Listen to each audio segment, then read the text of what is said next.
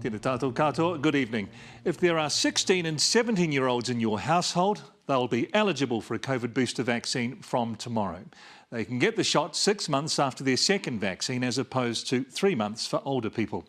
Around the country, there were 12,500 community cases of the virus recorded in the last 24 hours. The Health Ministry has reported 15 deaths of people with COVID, including some from the past 4 weeks. Most in their 60s, 70s and 80s, and 7 were over 90. And there are 654 people in hospital with it. Alexa Cook has been talking to some young people about getting their boosters. School's out for the day and boosters are in. From tomorrow, 36,000 more Kiwis can get their third jab. When we heard about it, we actually got really excited because, we've been waiting quite a while. It's really important for most of us kids here. I think it's awesome.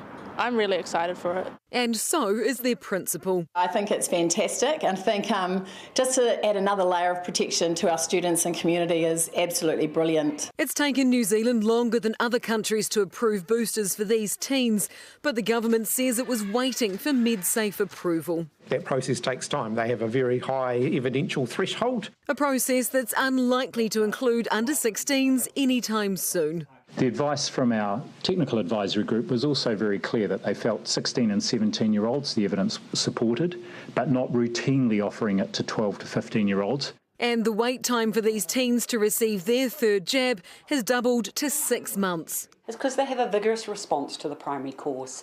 A longer gap is really good to give you longer duration of protection. But she's concerned it could take the pressure off boosting the most vulnerable. It's great news to broaden boosters to younger people, but I am worried that we lose the focus on those at highest risk. Nearly 73% of Kiwis are boosted, but for Māori it's just 57.5% and Pacifica are only at 59%. I am concerned that our booster rates overall have plateaued at around that sort of 73-74% marker. A plateau Taita College doesn't expect to see in its students.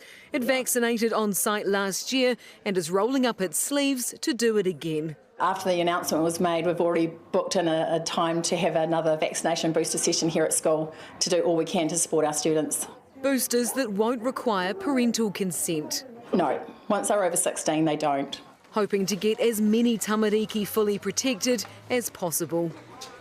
Well, kia ora, Alexa. Is there any theory about why our vaccination rates have plateaued?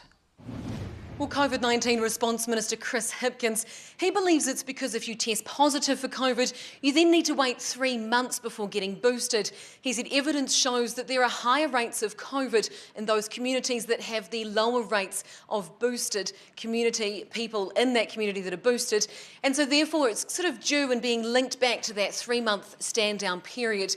Now look, New Zealand isn't alone. Other countries are also struggling to lift those boosted numbers. But our minister says that he's not giving up and he's urging anyone yet to get that third jab to get on with it. Alexa, tēnā koe.